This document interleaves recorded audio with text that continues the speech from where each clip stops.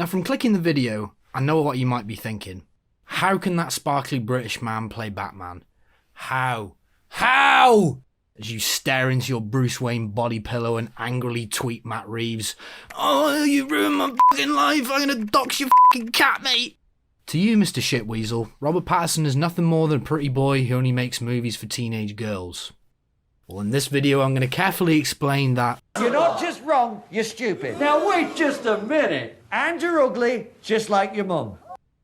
My name is Lil Kinoplex, and this is Robert Pattinson, the most based man in Hollywood.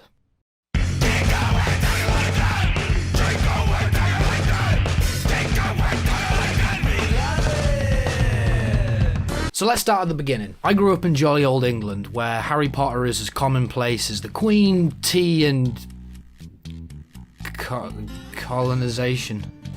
You, you're cool, and you, I'm out. So my first exposure to the man in question was Harry Potter and the Goblet of Fire, which people argue was one of the best, but personally for me, I'm a Prisoner of Azkaban man myself. Scabbers, please, no! After the immediate success of Harry Potter, Rob went on to star in, you guessed it, Twilight, which some people feel is worse than, I don't know, Chinese water torture. Now I've seen more or less all of them apart from the last two, but I'm gonna let you on a little secret. I don't think they were that bad. You. Sure, they had problems like gender politics, bad CGI and Taylor Lautner's acting, but I never found them to be outright offensive or travesties of the moving image, which some people have made them out to be. In fact, I really enjoyed it when... Eddie, stop.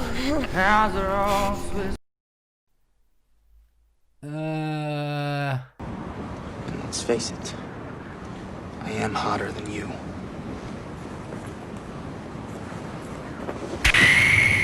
Get your hand off me. Keep your hands off her.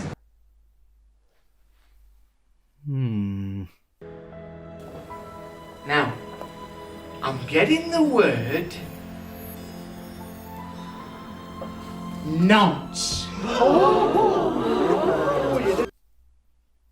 Well, I really like that Tom York song. During the course of the franchise, they both received a lot of backlash from critics and audiences alike, who basically wrote the whole thing off as being kind of a bit cheesy and a bit melodramatic. When the series got to the final part, you could kind of see how finished he was with the entire thing. Did your Twilight experience turn out to be what you expected? When I read it, it seemed like it was a book that wasn't supposed to be published. Millions of Twilight fans out there just cannot wait to see this. It's very almost heartbreaking because they don't want it to be over. Yeah. It's a little bittersweet, isn't it? For them. Yeah. When addressing the media, he even said that, "If I do decide one day to stop acting, I just hate the idea of people going, 'Oh, did you ever do anything else beside that Twilight thing?'" You'll see. You'll all see. What followed was a slew of terrific career choices, working with the likes of James Gray, Anton Corbijn, and most importantly, David Cronenberg. Cosmopolis is a late period Cronenberg piece, which had quite the split reaction when it came out in 2012. Robert Pattinson is Eric Packer, a billionaire asset manager who we slowly see descend into total disarray and madness. Mostly set within his futuristic limousine, we see these small vignettes of Eric discussing everything from politics, sex, technology, and culture. Though most of what is said is profound, many people found the script to be way too vague or obtuse. I agree to a certain extent, however I was lost in some of the musings, but I do think it was elevated by its performances. One of the standout moments is when Eric talks to his chief of theory about the art of money making. While she talks about the history and modern logistics of money, Eric is munching one of those posh sandwiches you see in Tesco. They always look good, but you never buy one, do you? During this conversation, we see people rioting and carrying around massive rat effigies outside his limo. I thought, at what moment is Bruce Wayne gonna jump out the car, don the cape, and then fight the crazy quill? Stupid, I'm not gonna let you get the chance.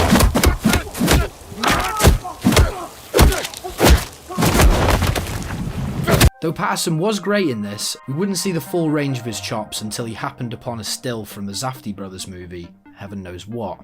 The collaborative process is so important with the director and actor. It can make or break a film. You can have a Kinski and Herzog situation, where absolute turmoil and hatred can yield art, or you have longtime friends who know how to bounce off each other, like De Niro and Scorsese. When Rob got in contact with Josh Safdie, he described that he felt drawn to the work of the brothers. He said that any project that they do next, he wanted to be involved in, even if it was catering, which isn't one of Rob's fortes. We'll get to that. Us. Connie Nikas is a character that Rob and the Safdie brothers did extensive work on. When Rob was on set of The Lost City of Z, Josh would send him pages and first drafts of the script. He wanted to create an environment where Rob felt like he had real input with the character, not just have a working relationship of where you're just the face of the movie. Before production, Rob went to New York so he could do camera tests and character building. During this time, Benny would write Rob letters in character. One of them was about Nick's time in prison. Josh would send Rob numerous episodes of the show Cops, documentaries by John Alpert, and the novel In the Belly of the Beast. Through the casting department, they also met someone who knew what it was like to work in a medium and maximum security prison. This extra level of detail really shines through in the work. It's a way of method acting that comes across really genuine and textured.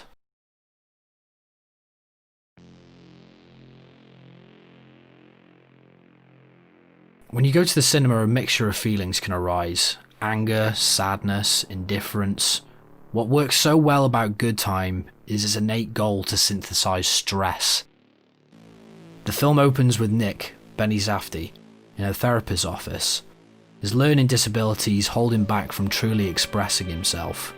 It reaches a fever pitch, and just before it's about to blow, Connie comes rushing in to exploit the situation and get Nick on his side. Once they leave the therapist's office, the brothers attempt to rob a bank, but fail due to an unforeseen element. This leads to Nick getting arrested and means that Connie has to come up with $10,000 to bail him out. From then on, it's like being in a pinball machine. You're the pinball and you're being hurled back and forth. There's movies where the screen comes to the audience, and then there's movies where the audience is brought onto the screen, like almost against their will. Connie bungles his way from one situation to the next with little regard of the consequences that might arise from his impulsiveness. His interactions with the brilliant supporting cast are all a means to his own end. It's a true tightrope act. Coupled by Oneohtrix Point Never's sickly omnipresent soundtrack, it brings a feeling of being on a roller coaster that you just can't get off. Okay, great. This man can do the acting. But what makes this man based? Well, I'm just going to fly through a couple of tidbits just to give you an idea how much of a fucking legend this man is.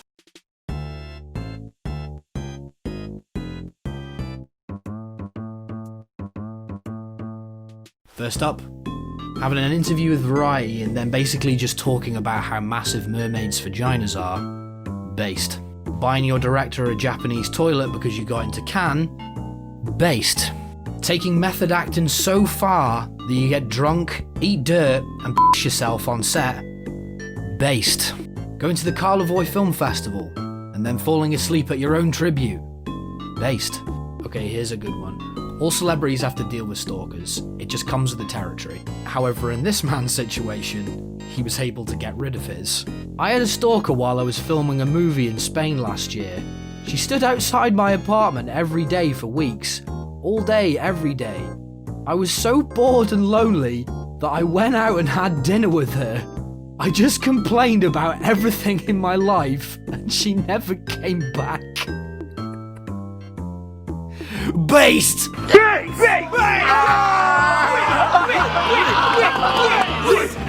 Finally, this image here. Now you're probably just like, oh yes, it's megastar singer lady with megastar actor man.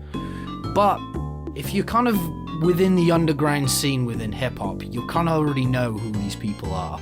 I've been a fan of Death Grips for quite a while now, and I was really happy to see what the context behind this picture was when Rob did an interview with NME. And we spent, I think we went to that. That might have been the night I recorded the guitar for that song, maybe. we turned up to that, and I was trying to get an Uber back, like in the backstage bit. Where was it? At Beyonce's gig. But where? In LA. Oh, okay. And Beyonce's assistant was like, "Oh, do you want to have a picture with Beyonce?" Because she thought I was trying to take a picture. I'd never met Beyonce before either. I mean, I was with Death Grips afterwards, and I was like, "Do you guys want to take a picture of Beyonce?" And they almost released that as their album cover. A few months back, GQ did a culture piece about the man in question.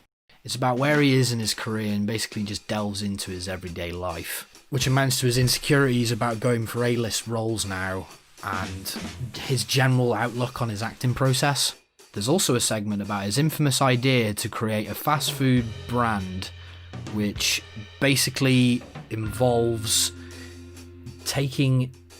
You know what? How about I just do it myself?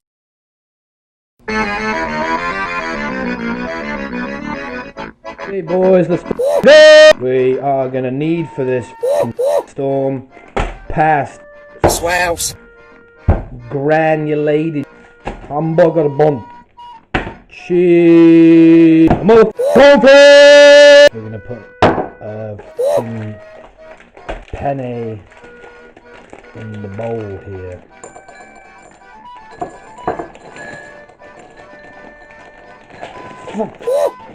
There's some pasta in there. That'll do. I'm not wasting it. Okay, just fill this up with water.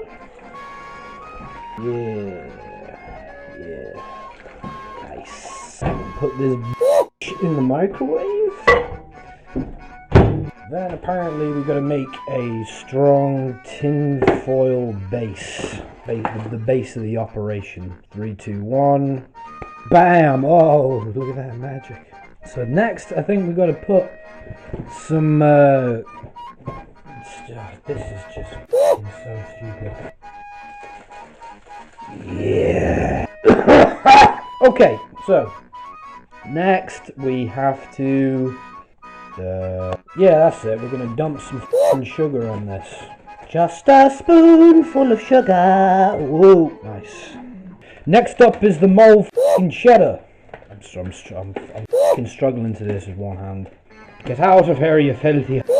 And put the cheese on. Absolute galaxy brain cooking right here, boys. Sugar. So, according to the interview, he says put sugar on the cheese so it helps it congeal. Like, honestly, at any moment, I can just see, like, Gordon Ramsay just jumping out of the cupboard here and just be like, "You donkey!" Okay, next up, Swells. Got some garlic sauce as well to make this taste extra disgusting. Let's keep this nightmare rolling. I almost forgot. Gotta put the microwave on to get this pasta going. Bing! And we're done! Ah! Okay, so the pasta is... I think it's done. Okay, we move. Out you go, boy. Wakey, wakey, it's time for school. It's time for culinary school. Shut that bitch on there. Ew. It's coming together now.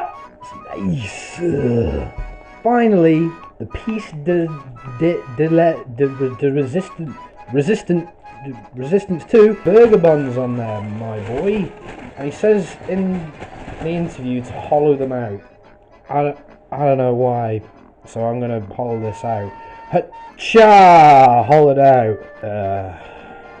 They smell a bit weird, I'm not gonna lie. Yeah, because they're gone off.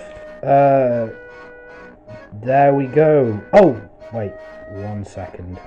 At the end he says to flambe it, so we're gonna flambe. That's what we're gonna do. No, come back, sweet prince. That's it, boy. That'll burn on this side a little bit as well. It's gonna taste gnarly. I think we're done.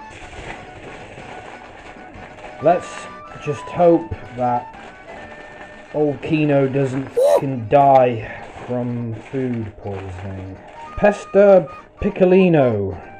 And then he just says to put this in the oven for 10 minutes. Which is great for me, because I can down about 10 more of these before I eat this.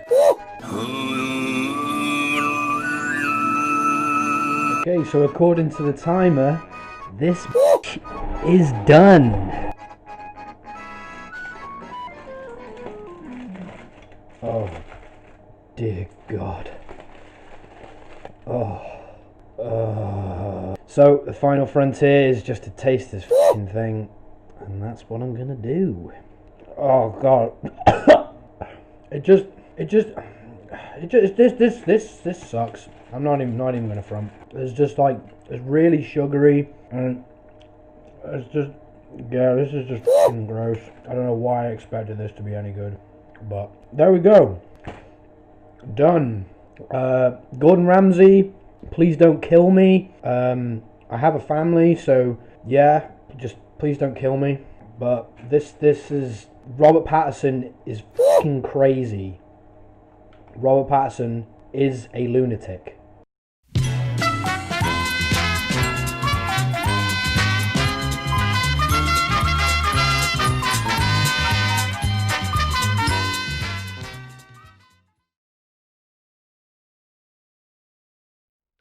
When this interview came out, he wasn't really vilified for his cooking.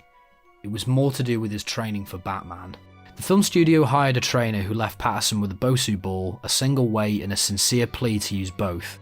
But right now he says he's ignoring her. I think if you're working out all the time, you're part of the problem, he says, sighing. By you, he means other actors.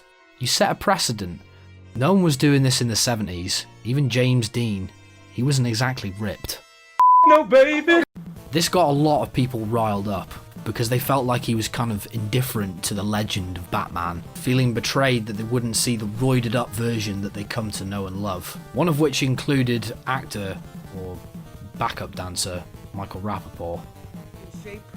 That Batman is supposed to be able to fly. He's a f***ing superhero. It's not a real person. If they want a f***ing superhero who's out of shape, they could cast me. I don't think you have the facilities for that, big man. Hollywood has a glaring problem when it comes to the perception of people's body types, especially when it comes to superhero movies. Why the f*** do we need to see another Jack Batman? Who really gives a shit? Apparently in this version, Batman's about 30 years old and he isn't experienced in crime fighting or detective work.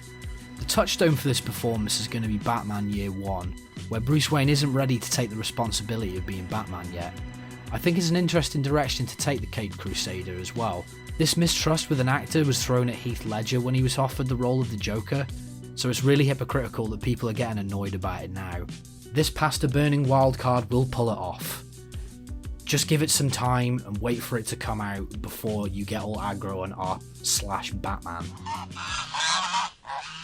Robert Pattinson is a modern movie star. He's someone who isn't interested in the spotlight. He wants to leave a legacy of roles that he can look back on and be proud of, not just grub as much money as possible. I hope to work with this man one day, but until I move out of my parents' basement and can spell the word parenthetical, I'll just be outside the Odeon in Leicester Square so I can trample over teenage girls to get my Rob Cess DVD signed. Hope you've enjoyed the video, and I'll see you in the next one, sluggers.